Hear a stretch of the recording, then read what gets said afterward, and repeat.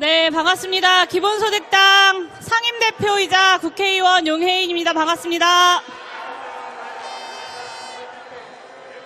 네, 경찰에게 경고합니다.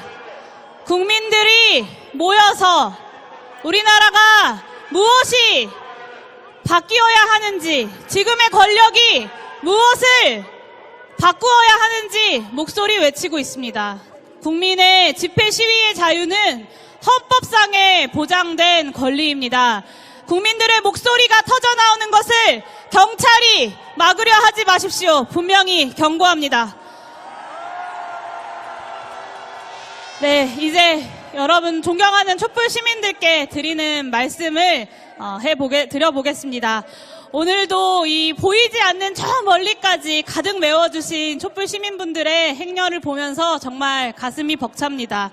궂은 날, 화창한 날, 그리고 추운 날, 더운 날 가리지 않고 광장을 지켜주신 여러분들 덕분에 저 역시도 지치지 않고 윤석열 정부의 퇴행에 맞서 싸울 수 있습니다. 진심으로 촛불 시민 여러분들께 감사의 인사를 드립니다. 네, 강서구청장 선거 얼마 전 새벽까지 많은 분들이 개표를 지켜보셨을 텐데요. 저도 새벽까지 여러분들과 함께 지켜봤습니다. 이번 선거 그래도 윤석열 대통령이 조금 뼈가 아프기는 했나 봅니다. 18%에 육박하는 참패의 성적표를 받고서야 국민들의 눈치를 보는 모양새입니다. 정부가 잘못했다, 반성하겠다, 그 말 한마디가 그렇게 어려워서 국민과 야당을 공산 전체주의로 몰아가셨던 분이 이제는 총선을 앞두고 반성하겠다고 이야기합니다. 촛불 시민 여러분, 그런데 윤석열 대통령이 정말로 반성하는 것 같습니까? 네, 국민은 늘 옳다, 그리고 이념 논쟁을 멈추고 민생에만 집중하라, 윤석열 대통령이 참모진에게 당부했다는 이야기입니다. 그 국민은 늘 옳다라는 명령을 윤석열 대통령에게 지난 1년 반 동안 명령한 사람이 바로 누구입니까? 여기 모인 대한민국의 주권자들 아니겠습니까, 여러분?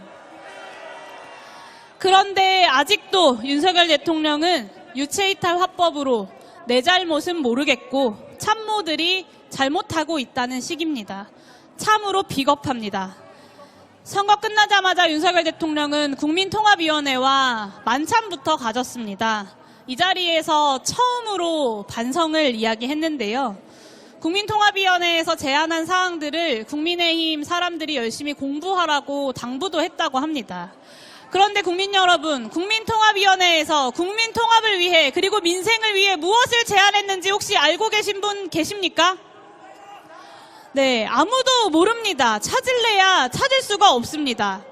국민통합위원회가 한 일은 선거 끝나고 정부 여당과 대통령과 퓨전 한식 만찬한 것이 끝입니다. 국민통합위원회가 국민통합이 아니라 윤신통합만 하고 있는 것입니다. 윤석열 대통령에게 보다 더 분명하게 국격을 무너뜨리고 국가기강을 훼손해온 대한민국 국민들이 만들어온 보편적 가치를 짓밟아온 사람이 누구였는지를 알려드려야 할 것 같습니다. 그리고 악어의 눈물 같은 반성이 아니라 진정한 반성과 민심을 받드는 길이 무엇인지를 여기 모인 시민들이 직접 윤석열 대통령에게 알려주기 위해 이 자리에 모이신 것 아닙니까? 네, 지난 1년 반 동안의 실정이 정말 열 손가락 안에 꼽기 어려울 정도로 많지만 오늘은 딱 5가지만 이야기해 보겠습니다. 가장 먼저 후쿠시마 핵오염수 방류를 중단시켜야 합니다. 지금이야말로 도쿄전력의 용산지사장 노릇을 멈추고 오로지 우리 국민들의 안위를 위해서 일본의 핵오염수 방류를 중단하라고 요구해야 할 때입니다. 맞습니까? 네, 며칠 전 일본이 2차 방출 계획을 발표하니 대한민국 정부는 안전검사하고 있으니까 우리 국민들 당황하지 말라고 이야기합니다. 참으로 황당한 정권입니다. 상식적으로 검사하고 있으니까 국민들한테 걱정하지 말라고 이야기하는 것이 아니라 일본 정부에게 검사하고 있으니까 검사 결과 나올 때까지 방류하지 말고 기다려야 한다라고 이야기해야 되는 것 아닙니까, 여러분? 도쿄전력의 편이 아니라 대한민국 국민의 편에서 국정을 운영해야 합니다. 두 번째는 윤석열 대통령이 강조한 대로 국민 자존감을 꺾는 이념 전쟁을 멈추려면 가장 먼저 홍범도 장군부터 제자리에 다시 모셔야 합니다. 그뿐만이 아닙니다. 대한민국 정통성을 훼손하려고 하는 뉴라이트 극우 인사들을 국정 운영에서 지금 당장 배제시켜야 합니다. 신원식 국방부 장관, 김영호 통일부 장관, 박민식 보훈부 장관, 그리고 김광동 진실화해위원회 위원장, 김문수 경사노위 위원장, 김태호 국가안보실 제1차장까지 모두 경질하십시오.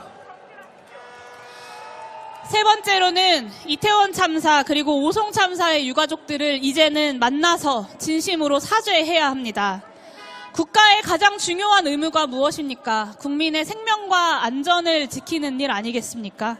그러라고 정부가 있는 것이고 그러라고 대통령이 있는 것입니다. 이태원 참사는 그리고 오송 참사는 국가의 가장 기본적인 과업을 실패한 것입니다.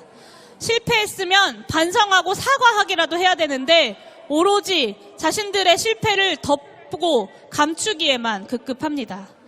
다음 주에 열릴 이태원 참사 추모 1주기 행사에 대통령이 직접 참석해서 그동안 정부의 잘못과 무책임에 대해 직접 사과하십시오. 이태원 참사 진상규명특별법도 즉각 수용하십시오. 세월호 참사 유가족들이 피 끓는 마음으로 지난 10여 년의 시간 동안 요구해온 생명안전기본법도 이제는 국회에서 통과시켜야 합니다. 네 번째, 국민들 환멸나게 만드는 검찰, 경찰, 국정원, 감사원 동원하는 사정정치를 멈춰야 합니다. 대통령 스스로 이번 선거가 끝나자마자 민생과 국민통합이라는 두 가지 기조를 밝혔습니다. 민생을 위한 협치, 국민통합을 위한 국정을 위한 첫걸음은 검찰과 감사원과 손잡고 야당과 시민사회를 겁박하는 것이 아니라 야당을 그리고 국민을 대화와 정치의 파트너로 대하는 것입니다. 기소남발과 표적감사 같은 칼춤 정치로는 그 무엇도 통합할 수 없다는 것을 윤석열 대통령은 명심해야 합니다.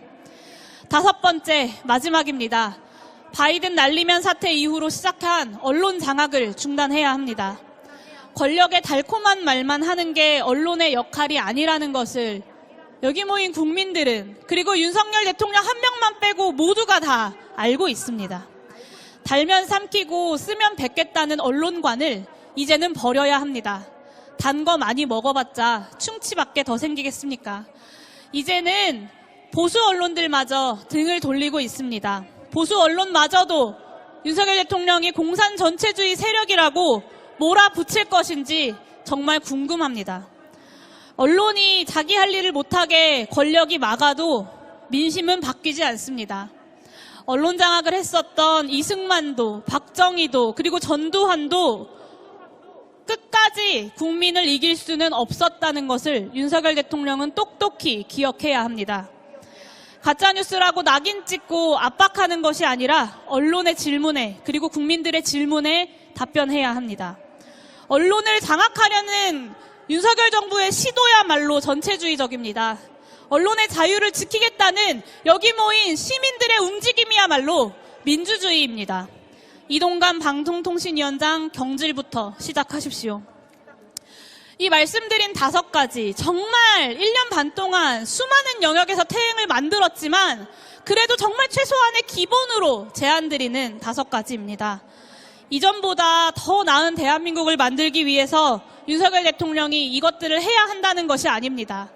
대한민국이 지금까지 합의해왔던 정말 최소한의 보편적 가치들을 그저 윤석열 대통령 이전으로만으로라도 돌려놓자는 것입니다. 그래야 그제서야 더 나은 대한민국을 위한 논의가 시작될 수 있기 때문입니다. 모두 이 5가지 기본적 과제 동의해 주시겠습니까? 윤석열 대통령이 진심으로 반성한다면 그리고 진심으로 국민통합을 원한다면 여기 모인 국민들의 명령을 따라야 합니다. 말뿐인 반성이 아니라 국민의 목소리가 늘 옳다는 그 약속을 실천하라는 것입니다. 존경하는 촛불시민 여러분, 윤석열 대통령이 과연 국민의 명령을 이해하고 또 실천할까요? 네, 맞습니다. 그냥 믿을 수도 없고 또 그냥 믿어서도 안 됩니다. 우리가 이곳 광장을 비운다면 언제 또다시 반성은커녕 더 거센 태행과 탄압의 질주를 시작할지 모르는 게 바로 지금 윤석열 정권입니다. 앞으로 날씨가 점점 더 추워지겠지만 우리 촛불 놓지 말고 서로의 손을 꼭 잡고 서로의 온기에 기대면서 더 거세게 촛불을 들어 올립시다. 민심의 뜨거운 뜻을 저기 남산 넘어 용산까지 들리도록 앞으로 촛불의 뜨거움을 우리가 제대로 보여줍시다. 저도 그 길에 늘 함께 하겠습니다. 감사합니다.